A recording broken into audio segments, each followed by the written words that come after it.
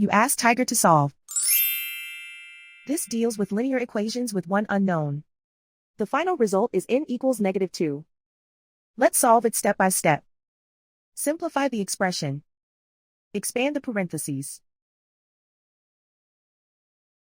Multiply the coefficients. Simplify the arithmetic. Expand the parentheses.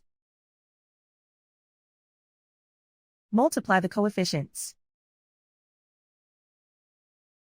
Simplify the arithmetic. Group all n terms on the left side of the equation. Subtract 14n from both sides. Group like terms. Simplify the arithmetic. Group like terms. Simplify the arithmetic. Group all constants on the right side of the equation. Subtract 56 from both sides. Simplify the arithmetic.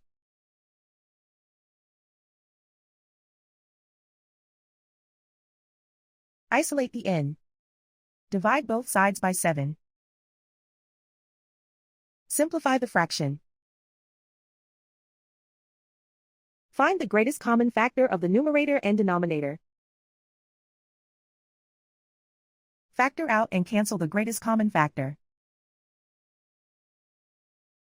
And so the final result is n equals -2.